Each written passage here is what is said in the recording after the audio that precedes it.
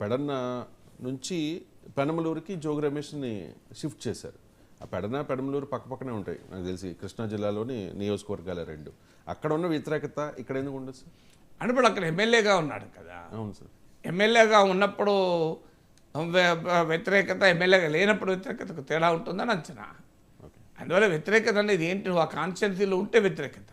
ఇప్పుడు నువ్వు ఎమ్మెల్యేగా నేను 5 ఏళ్ళు ఎన్నుకున్నాం, నువ్వు సరిగా పనిచేయలేదన్న వ్యతిరేకత పక్క నియోజకవర్గానికి ఎందుకు ఉంటుంది? అంటే స్కోపే లేదు. ఇప్పుడు మీ అపార్ట్మెంట్లో సెక్యూరిటీ గార్డుగా పనిచేస్తాడు, మీకు ఆడు సరిగా పనిచేయలేకపోతే ఆ సెక్యూరిటీ గార్డు మీద మీ వ్యతిరేకత ఉంటుంది. పక్క అపార్ట్మెంట్లో పని సెక్యూరిటీ గార్డు మీద వ్యతిరేకత ఉంటుందా? నాకు చెప్పండి. పక్క అపార్ట్మెంట్లో పనిచేస్తున్న సెక్యూరిటీ గార్డు మీద మీకు ఎందుకు వ్యతిరేకత ఉండదు అంటే ఆన్సర్ పక్కదే కదండి అపార్ట్మెంటు. ఈ సెక్యూరిటీ గార్డు మీద ఉన్నప్పుడు ఆ సెక్యూరిటీ గార్డు మీద ఉండాలి కదా అంటే లాజిక్ ఏమైనా ఉంటుందా? సో అందువల్ల అల్టిమేట్గా తమ ఎమ్మెల్యే పైన అనుకూలత వ్యతిరేకత ఉంటుంది తప్ప వేరే ఎమ్మెల్యే పైన అనుకూలత వ్యతిరేకత ఉండడానికి అవకాశమే లేదు కదా, ఎందుకంటే అది వేరే నియోజకవర్గం కదా.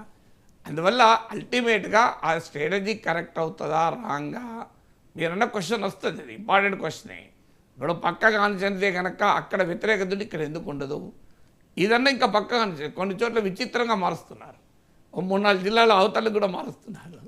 సో అక్కడ మరి ఏ రకంగా ఈ స్ట్రాటజీ ఫలిస్తుంది అనేది క్వశ్చన్ మార్క్స్. నేను దానికి కాదని అంటలేదు, జగన్మోహన్ రెడ్డి చేస్తున్నది పకడ్బందీ వ్యూహం అని నేనేం కంక్లూజన్ రావడం లేదు. ఆ వ్యూహం బెడిసి కొట్టవచ్చేమో, కానీ ఆయన నమ్ముతున్నది అది అని చెప్తున్నా అంతే తప్ప ఆయనకు ఆ హక్కు ఉంది. ఆయనే కాదు, నేను చంద్రబాబు నాయుడు మార్చడాన్ని అందుకే క్వశ్చన్ అడిగిన. 2019లో సీట్లు ఇచ్చిన వాళ్ళకే చంద్రబాబు నాయుడు సీట్లు ఇస్తారా? ఈ ఆన్సర్ చెప్పమనండి. సో అలా సీట్లు ఇచ్చి గెలిపించుకోదలుచుకుంటే అసలు జనసేనతో పొత్తే ఉండదు కదా. ఇప్పుడు మనకు ఫండమెంటల్ పాయింట్ ఏ పార్టీ అయినా, ఇప్పుడు రాజశేఖర రెడ్డి అంత పాపులర్ లీడర్, ఆయన అమలు చేసిన స్కీములు అయితే వాడు అమలు చేయలేదు, ఆయన హిస్టారికల్గా అమలు చేశారు. డెవలప్మెంట్ కూడా ఔటర్ రింగ్ రోడ్లు ఇలాంటివన్నీ ఆ టైంలోనే వచ్చాయి, మెట్రోలు ఇవన్నీ. కానీ రాజశేఖర రెడ్డికి 180 పైన వచ్చాయి 2004లో. 2009లో గణనీయంగా తగ్గి నాకు గుర్తున్నంత వరకు రాజశేఖర రెడ్డి భాషలో చెప్పాలంటే పాస్ మార్కులు లిటిల్ ఓవర్ 150 వచ్చాయి, అంటే 148 వస్తే అధికారము, దానికన్నా సింగిల్ డిజిట్ ఎక్కువ. మరి ఎందుకు తగ్గాయి రాజశేఖర రెడ్డికి అంటే ఒక సహజ వ్యతిరేకత, ఏ ప్రభుత్వం పైన సహజ అసంతృప్తి ఉంటుంది. 2004లో రాజశేఖర రెడ్డికి ఓటు వేసిన వారు చంద్రబాబు నాయుడు పాలన పైన కోపంతో ఓటేశారు. 2009కి వచ్చే వరకు చంద్రబాబు నాయుడు ముఖ్యమంత్రిగా లేడు, ఆయన మీద ఆ కోపం ఉండదు కదా, ఆటోమేటిక్గా కోపం తగ్గిపోయింది. తగ్గిపోయే వరకు వాళ్ళంతా రాజశేఖర రెడ్డి ఓటేయకపోవడం వల్ల రాజశేఖర రెడ్డి సీట్లు తగ్గాయి.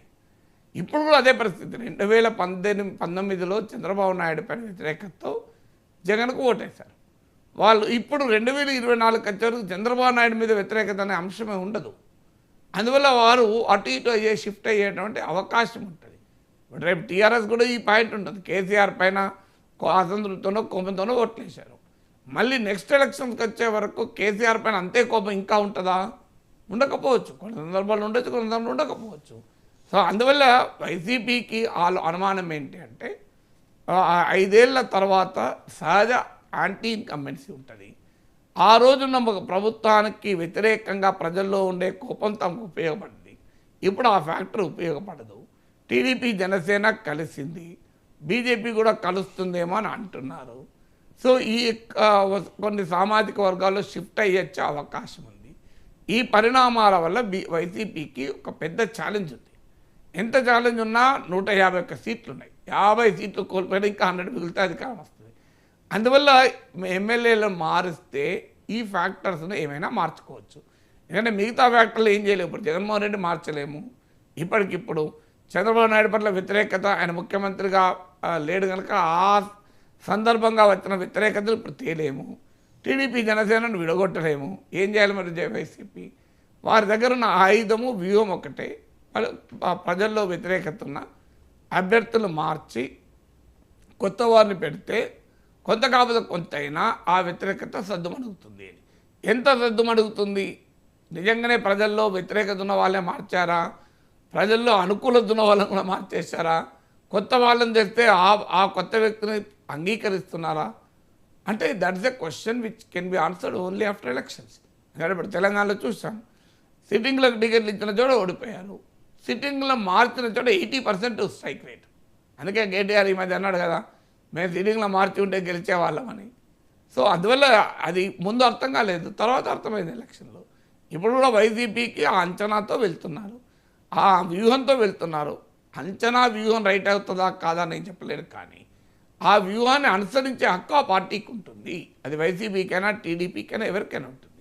ఆ వ్యూహాన్ని అనుసరించే క్రమంలో డెఫినెట్గా ప్రజల నుంచి ఎంత అనుకూలత వస్తుందో తెలియదు, కానీ నేతల నుంచి వ్యతిరేకత తప్పదు. సీట్ రానుడు ఎందుకు ఊరుకుంటాడు? సీట్ రానుడు అల్లరి చేస్తాడు కదా. ఇలా మనం చూస్తలేమా?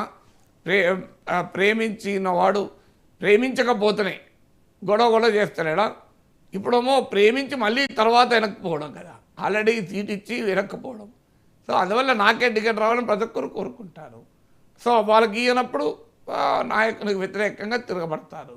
వాళ్ళకు ఒక కులం ఉంటుంది, ఆ కులం ఉన్నది కనుక వాళ్ళు పలానా కులం వల్లనే మార్చారని వ్యతిరేక పత్రికలు రాస్తాయి, ప్రత్యర్థి పార్టీలు అంటాయి. కానీ నాయకుడు అనేవాడు డిసిసివ్గా ఉండాలి, మంచైనా చెడైనా. ఎవరో విమర్శిస్తారు, ప్రతిపక్షాలు విమర్శిస్తాయి, ఆంధ్రజ్యోతిలో కథనం వస్తుంది అని భయపడి చేసేవాడు చేయకుండా ఆగుతాయి, ఆయనే నాయకుడు ఇస్తాడండి. Right sir. ఇక రాష్ట్రంలో